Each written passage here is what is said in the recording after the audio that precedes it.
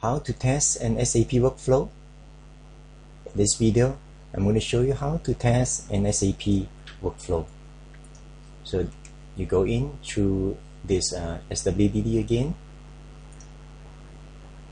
Once you're in, SAP bring you to the last workflow that you were working on, right? Which happens to be the one that we want to test.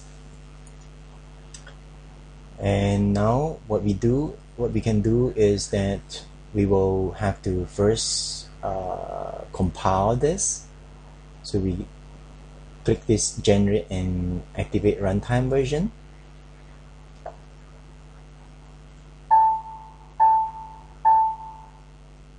Right, and next you click this to run it.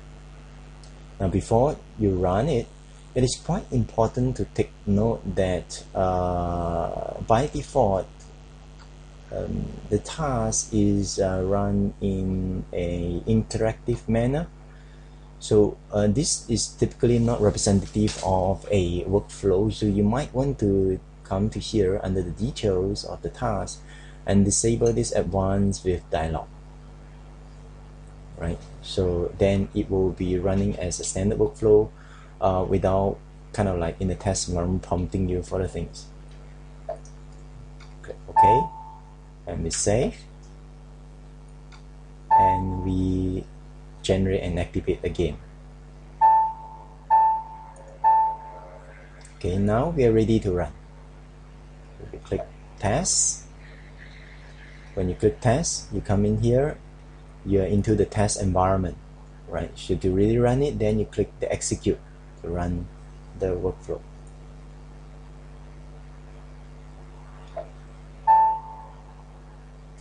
Now the workflow has been started. Nothing's changed on this screen here, but a couple of things has happened behind the scene, right? First thing, let's go to the business workplace. The work item or the task itself just now that you created, which create the absence form, that task itself has become a work item in the business workplace.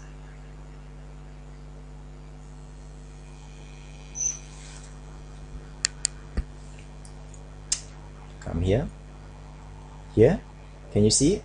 So this has become just now, that task has become a work item within the workflow here for me, because I have been assigned as an agent for this task, and therefore I can now act on this particular work item.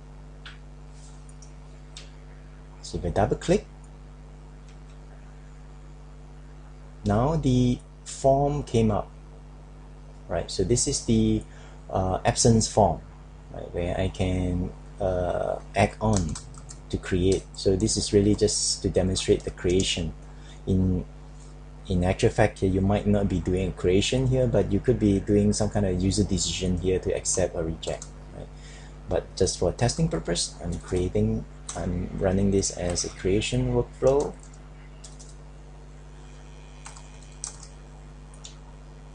Okay, and I'm done. I save it, and it's cleared from my workflow work item. So which means I'm done, right? So now if we go back to the test environment, let's see what happened. We take a look at the web log now, and you can see that the workflow, if you look at the details, you can see that the workflow has been started and completed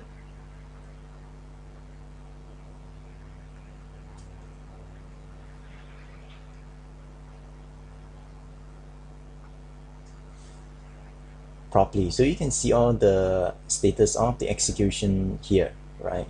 And you can also click this to see the details, right?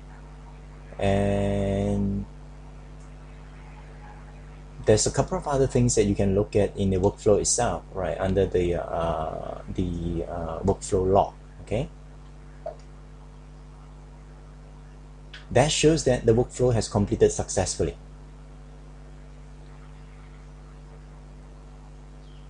Now, incidentally, for this particular workflow, because I'm using the absence form, and the absence form is one of the demo objects that SAP ship. So it actually have an interesting behavior which happens after this, which I'll show in the next video, whereby once the form has been created, the absence form is created, an event called the form created will be generated, and that event will trigger another demo workflow within SAP itself, which will run automatically, and that I'll show in the next video.